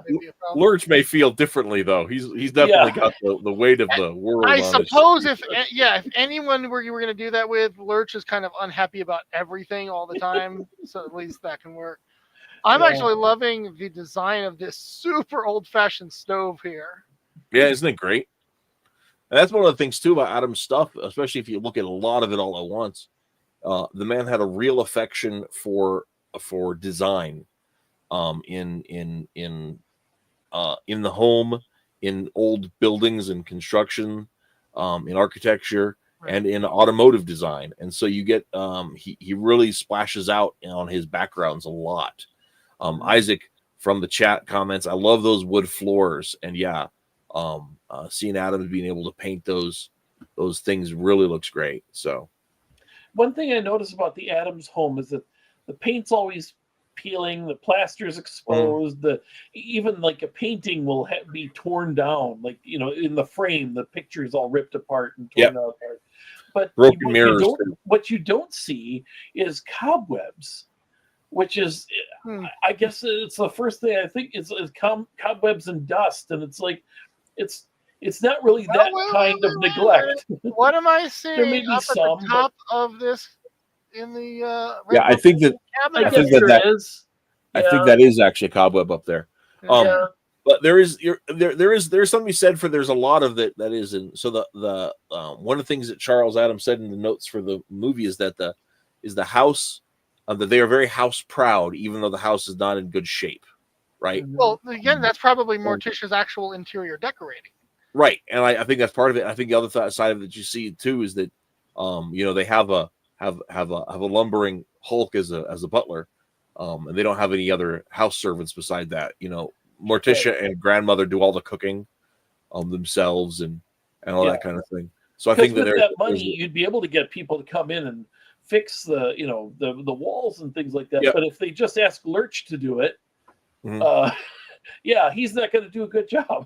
And of course, that's simply due to the need for fiction to have your, general 5-person main cast. Yeah, You don't want to get overloaded with all these people around the house all the time. So, you start focusing on just these characters, and the next thing you know, we're used to them and only them. Yeah. It's So- kind of like the Batman 1989 movie when Alfred said, "I'll send the staff home," and it's like, oh my gosh, he has staff. Of course he'd have staff. Why didn't I think of that? Well, I Yeah. gotta admit, at least in the case of Batman, Bruce is the only one there. A single person can, Right. in theory, take care of that house. Well, you got that lawn to take care of and everything. But yeah, That's true. yeah. So from the chat, Najee asks, well, what I want to ask is, are they just kooky but otherwise normal, or are they super? No, they're all together ooky. They're is it just whatever's funnier for that comic? In the comics, it seems to be whatever is funnier for that comic. Mm-hmm. Like in this one, you have the implication you forgot the Eye of Newt. That's what he says. So you have that as, of course, as a standard, a witch's brew recipe from fiction. Mhm. And so, but what are they? Are they witches, or are they just cooking dinner? And they cook it in this cauldron. Who knows? Who knows? It's the question, right? And yet this is a comic that is every husband who has come home from doing the shopping. and not just husbands too. I mean, like if because that's the thing is there's always that one thing that you thought you get it all. You didn't have to have a list. Fly Fox says, might they be the ghosts of old money? I think that's a very interesting interpretation, especially given the mid-century placement of where these comics were coming in. I think that's very interesting. This one here, you have I actually showed this one out of the comic earlier, but Lurch has bringing a tied and bound Pugsley to the school bus. Yeah. You will go to school. There's Morticia in the background, looking watchfully. So. What does it say? We can't read it. All right. Oh yeah, I had to think of something. All right. You can lick the spoon. Now you can lick the spoon. Why does it look like he had 5 minutes to draw this one? Well, because like I said, there are some of these that were in process or were samples. These ones that aren't finished weren't printed. These are just like in process sketches kind of things. Okay. So he really does look like the peeing Calvin on the truck that you see on all the pickup trucks. Right. The evil eyes there. Yeah. So Metal says, if you don't fix things that don't need fixing, it's a better use of your money. There you go. If it ain't broke, don't fix it. Yeah. Another in process one is pin the tentacle on the octopus party game. And once again, you see Gomez and Morticia in the thing, just being dutiful parents, just watching the party go on. Just how much fun is that? Adam seems to have a lot of imagery of squid and octopi, which nowadays that would not fly. Yeah. Well, yeah. 8 people can win. Pin the tentacle on the octopus. Did you notice the big smile on Wednesday in that last one? Yep. Yeah, I've been seeing them the whole she's night. smiling. Yeah, she's a smiling girl. It's just she's having a good time. It's her party. If I were in relation to if I was given the opportunity to do an Addams series or an Addams story, to play with the thing, I would specifically make Wednesday and Pugsley twins. Mm. They're always like drawn that. so close in age. I would specifically make them twins. I could see that. And so yeah, that's how I would do it. I wouldn't have an older brother, younger sister, either way around. I'd say they were twins. Sure. So that'd be my take on it. My Also, main because reason there's already something sorry. uncanny about. I was saying there's already something somewhat uncanny about twins. So I think it would play into that. But I was gonna say what I didn't get to say before, but my idea was that one of the reasons for doing that and sending him to the States was because while I like the old world quality of everything, I also like his American accent when they do it that way. mm-hmm. So that was my way of like, oh, okay, well, he will have him be the Americanized version of this. And then he meets up with his old love, and now it's like they, create one overall crazy family. Yep. But yeah, if you weren't going to do that, I do like that idea. Just make them twins and. Yep. Now kick Daddy goodnight and run along to bed. Yeah. Kick Daddy goodnight and run along to bed. That's grand. Yeah, like you say, so many of these are just these guys are a very good family, very good parents. Yep. And yet they're weird. And yet they're weird, right? Yeah. Oh, wait a minute. I think it was Metal mentioned the Parent Trap, and that's about twins. It is. That's true. Okay, that's it. I'm totally doing the Parent Trap with Addams Family. Fan comic. And this is young Cosmo, a man of whom it can truly be said he left the world a little worse for having lived in it. But see, yeah, that's getting to that bizarro part where I'm not necessarily appreciative. What's that? Oh no, I'll never sleep. Until... Wait, what? Until he drops? She's waiting for the other shoe to drop. Yeah, you hear the one shoe drop. It's like, that's too. Now I gotta wait for him to drop the last one. What shoe? I don't understand. What do you mean? Well, the insinuation is whatever relative is sleeping in the guest room upstairs has 3 feet. When you hear a shoe drop and you're like, and you want to go back to sleep, but the other one's coming because you've heard the one. Well, I really wasn't expecting anybody to be anywhere but them. That's kind of that concept of having the 5-man band with them. Yeah, you're not. It's like they're alone in this house. I don't get this one. I like them. They wear well. Wear as in WAR. Yeah, no. The expression is an old expression, meaning that the more you get to know somebody, the better you like them. Yeah. So, I think it's just how weirdly they're drawn. Yeah. How short she is. And they're this is another couple who has kids who shows up in several of the comics. So they're family friends or relations of some sort. They're the wall-eyed couple, they're called too, because the man's got. Oh, okay. I'm guessing he's having to do a comic a day, if I'm not wrong. Not quite a day, but yep. What is in the upper window? Oh, we'll go back to it. The blind. What's that? Here's it's thing up here. Oh, that's thing. Okay. Oh, yeah, that's right. You keep forgetting about him. Oh yeah. Okay. Okay. And my point was going to be though that I would expect him to be constantly pumping things out, and when that happens, you're not going to hit, bat or hit a home run every time. There are times when you're just going to swing and a miss. So Gomez says, I've heard it said there isn't one of us who doesn't have a novel in him somewhere. And I don't get it. Because they're all really strange. So of course they've got a story to tell. Yeah, so now you see these visitors. Yeah, they are You see them several times. Okay. So what worries me the most about radiation is the thought of mutations in coming generations.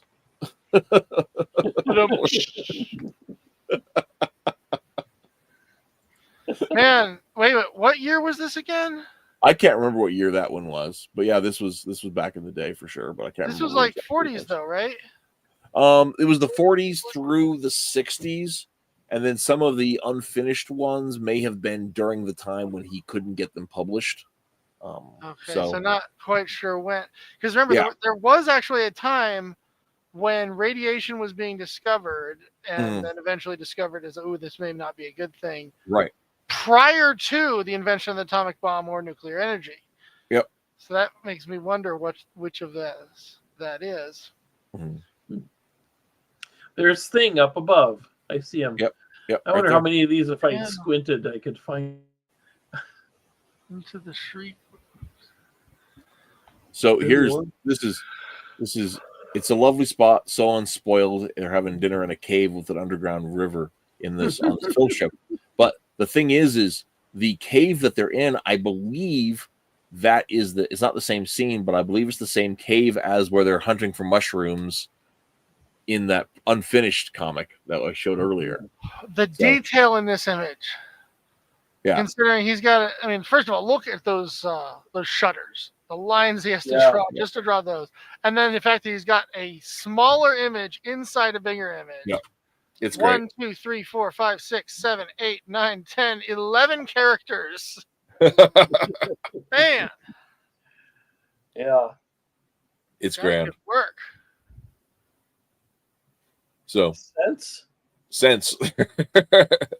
5 cents. Oh, hey, yeah, it's a number. Oh, yeah, they've got to have some poisons and stuff going on there. I'm trying to remember if it says when they're all in there, but I can't recall. So, this is the last one. This is the last one that I had prepared that I wanted to share. Was this image of the dumping the whatever it is on top of the carolers was actually one of the most popular single strips that he had that Addams had. They turned it into Christmas cards that they sold all throughout New York City. Oh my gosh! For years. And then this was the opening of the movie. Yep. So I discovered obviously it's scalding hot eggnog.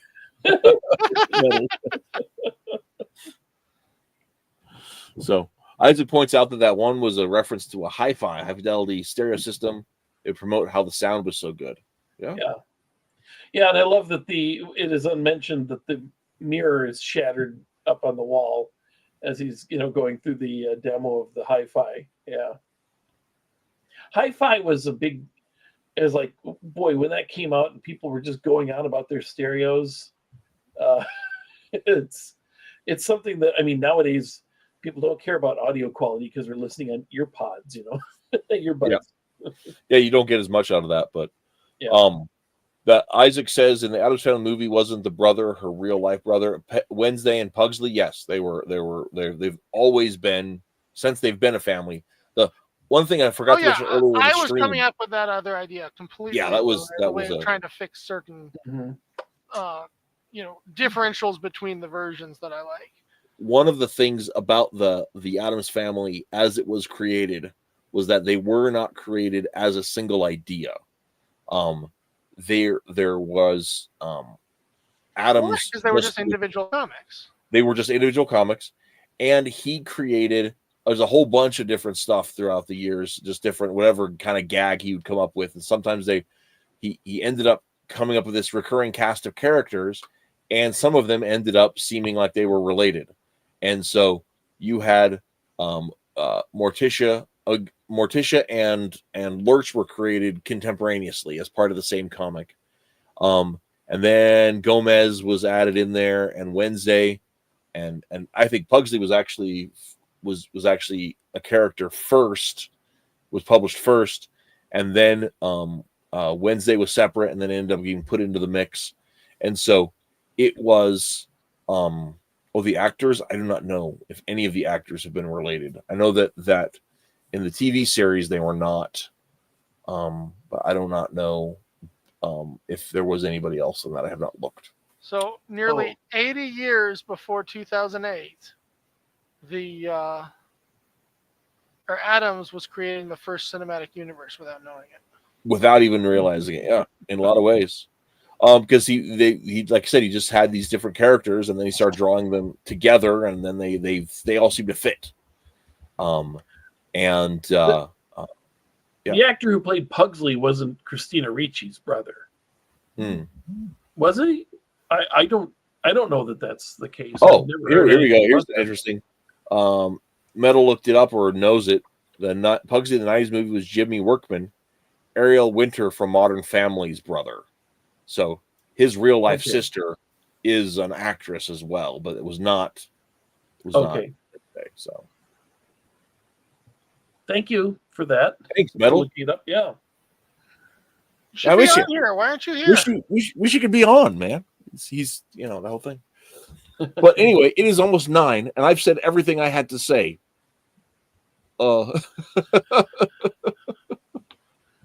I just want to say I think it is wonderful that John Astin is still with us. He's like 100. He's like 100. He hasn't left. I thought it was very odd that they didn't come up with a way for him to be in the movies in the 90s. That is strange. But he wasn't showing up as some weird, great uncle or something like that. Yeah, I know he did do some voice work for I think the 90s cartoon series. Metal says I only returned from the steakhouse when I first appeared in chat, and it's still loud here. Yeah, that's fair. That's fair. What do we got on the Addams Family?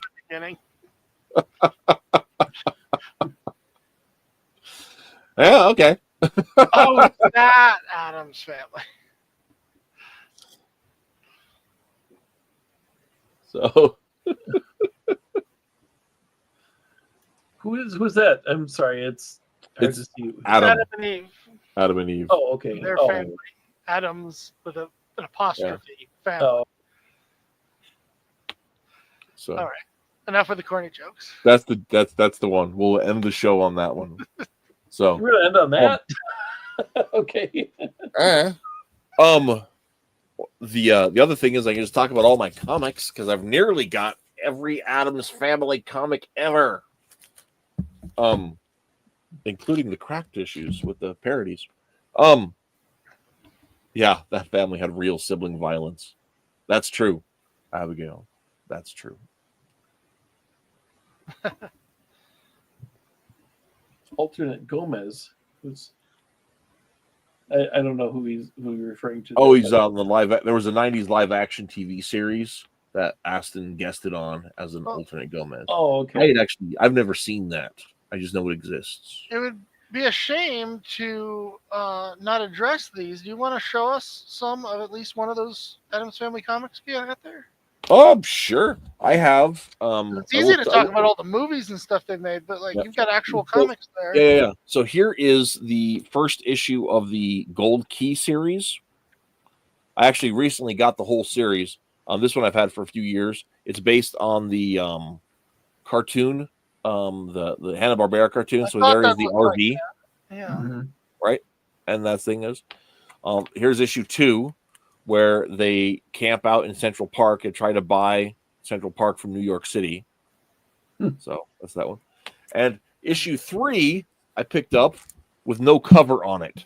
I got it for a very small amount of money because it had no cover. And that's going to be changed soon. And I will share that once. Oh, you know what I love about that actually though is that is so Addams. That's exactly the kind of thing they'd be like, we'll triple this in value if we rip the cover off. Essentially.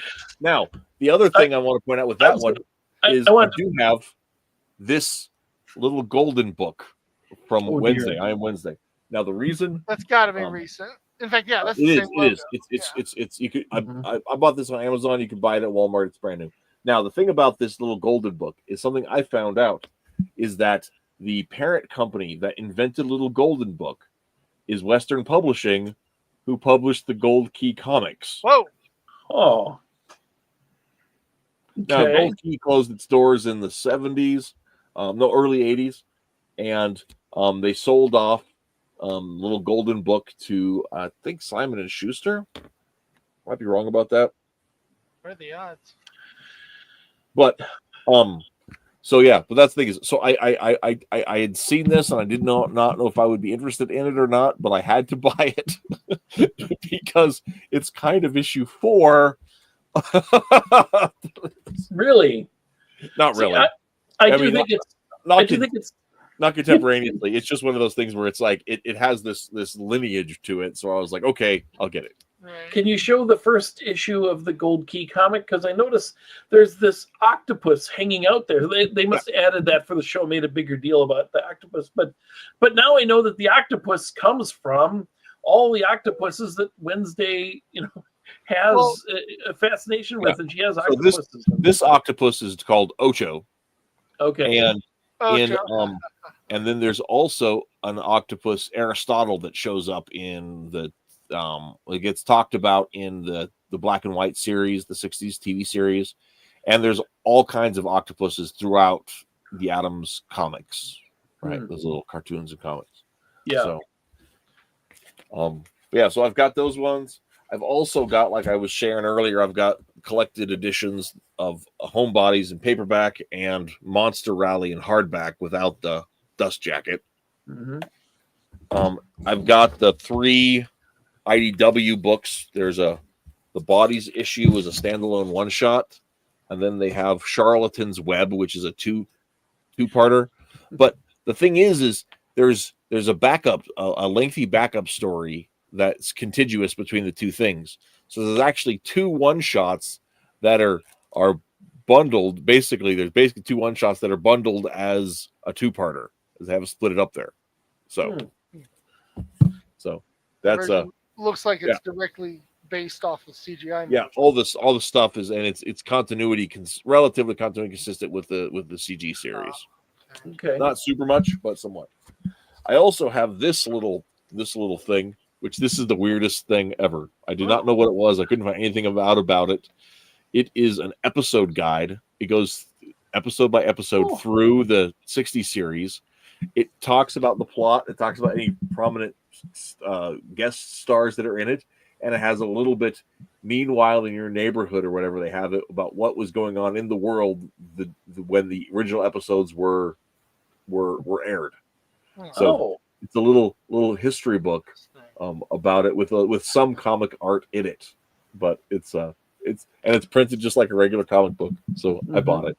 I guess it's because they always want to market it to families, but I noticed Gomez never smokes a cigar anymore. I think that's a mistake, personally. When I was a kid, I thought he was Groucho Marx. That's amazing. Fly Fox asked, how is the art in those? I assume you mean the Gold Key books. It is very simplistic. It is in line with the quality of the Hanna-Barbera series. There's expressive, decent comic book art, but it was nothing super exceptional. Very simple lines, very simple colors, just like the Hanna-Barbera stuff series. But the interesting thing is that predominantly the Hanna-Barbera series tried to capture the designs that and interpret those designs that Addams used in his comics. And that's really interesting. So it like, just like with the issue of cover 1, you've got Wednesday, very plain face. She's got the blacked out eyes. You've got Gomez has the turned up nose. Morticia's nose is not turned up. Lurch is green. The coloring isn't right. Yeah. But the color schemes are not necessarily correct from what we know from the painted covers to the Charles Addams collected editions. Well, what color is Gomez wearing there? Blue. It's a blue suit. Blue. Okay. Yeah. That's interesting because at some point, he like we would always see him in black and white if we're looking at the originals or in the original show. Yep. But at some point, I'm not sure exactly where. Let me put this up. Did I just stop sharing? Whoops. Oh no, I didn't. He started being known for purple. And it's not always the case, but I think in every animated version I've seen since at least here, he's always had purple. Yep. And you have the either purple or blue or a darker blue, and you got the pinstripes, which is pretty common. I think the pinstripes started in the 60s TV series. Because if you go back and you look at like they said, the painted covers that Addams had from his collected hardcover editions, he's wearing typically a brown suit, sometimes a blue suit, but not with the pinstripes. Okay, so the blue is even older then. Yeah. And technically authentic. So I think so. Oddly enough, the one thing that Hanna-Barbera did get right. Well, and it's a pale, and the pale is very much of a pale blue. So as opposed to Hanna-Barbera's a pale blue, as opposed to like the dark blue occasionally that Gomez would wear, but he usually wore brown. Okay. So, and just like here you have the Festers typically, yeah. Lurch was blue. I mean, but Lurch was like gray, and different than that. But yeah, so sorry, Lurch can be anything. Yeah. Lurch could be anything, frankly. But Fizz says it's a bad idea to have a family of monsters as a major villain for my silly clown superhero. I don't think there is a bad idea. I think it all depends on how it's played out, Fizz. I think you can make lots of things work depending on how you do it. So,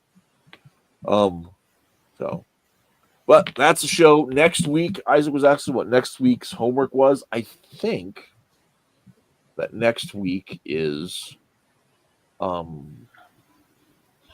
Woman, I think. Yeah, back to Wonder Woman. That sounds right. I believe we are back to that, but let me just double check myself. I've got a list over here. I just got to load it up because I wasn't thinking ahead of time about that. Did we get as far as issue 6? Is that where we were? I think we were kind of issue 6, but I believe the plan was to not go through everything, but just hit issue 8 and issue 10. Is I think what Twitless had said on that. Oh wait, no, next week's Tales gets trolled. Oh, okay. Oh, I had that backwards. Wonder Woman is the week after. So okay. Yeah, on the 5th. Okay. Have fun with Tales Gets Trolled. I won't be there for that one. That's fair, man. That's fair. That's all right. I'm sure both Metal and Twitless will want to be on for that one. Yeah, I know. I have nothing to say about it, so yeah. Yeah. I'm worried that I won't myself, but I kind of locked myself in with all my responses on Messenger and everything. So now I have no choice. So we'll make sure that we will. Let's say Wonder Woman is a backup in case something happened this last month and Marmaduke can't make it after all. I believe he can, but I haven't spoken with him since last week, 2 weeks ago, last week. Okay. So, just in case that making Wonder Woman a backup, I would make sure that Twitless is available because. Yes, that's also true. So we'll get that all sorted out, but I believe next week we're talking about the first, I think, chunk of Tales Gets Trolled. We're not reading the whole thing because it's like long, super long. So okay. Well, before we say goodbye, can you pass along my URL for my Discord for anybody from the yes, group who wants to? Where am I finding that? I saved it. I sent it in the Facebook. Right above the pictures I just sent you. There we go. Here, let me hang on a second. Let me get back to that because I left.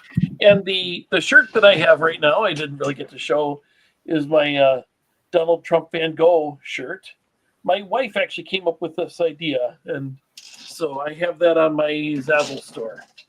She didn't do the artwork, but she came up with the idea for it. And it works whether you like him or hate him. So there you go. But hey, it's the right week to be promoting my shirt. So it does all the shirt things. I've got to find a few. Tails, Sonic, yes, sort of, but yes. Actually, now there's an idea. If it didn't work out, what if instead a good backup would be My favorite election comic. Oh, I got a few ideas. Okay. I can come up with a couple ideas. Yeah. There was a firestorm where they had Firehawk, who was actually in Congress. And right when they were doing I want to say it was the Obama campaign, the first one, that they did the 1 year later thing, that she was already in Congress, but they flashed back to her crusading speech just that they could have her give a speech that sounds like Barack Obama's right around the time. So maybe I'll find that one. I'll dig that one up. That'll be mine. We'll see. There's my Discord. Anybody who wants to play Among Us with me or maybe join us for some reaction videos and things like that, there's where you join. And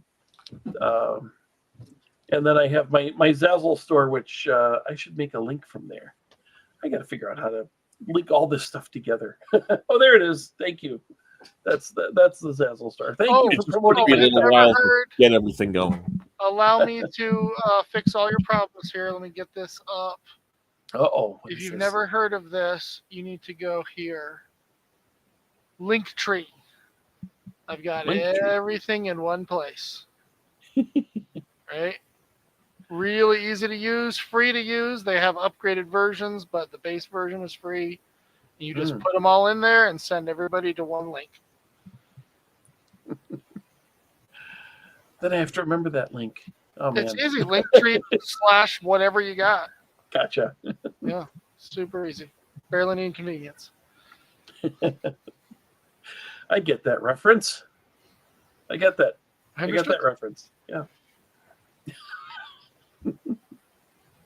Sorry, that too is a reference. Yes. That's I love true. that that's become such a reference. But I think that's one of my favorite parts from the Avengers movie is just we live in such an age where everybody's referencing other stuff, and poor Steve Rogers is living in an age where he's like, I don't know what you guys are talking about. It used to be called illusions. Galaga, Illusions. Okay. Well, that's the show. Isaac says Yeah. he keeps doing games, live streams while I'm at work. So we're going to call it next week. I think Tails Gets Trolled, which, of course, is the cringe comic of the decade or whatever. And until next time, get out there and read some comics. And we'll talk to you all later, guys. Bye.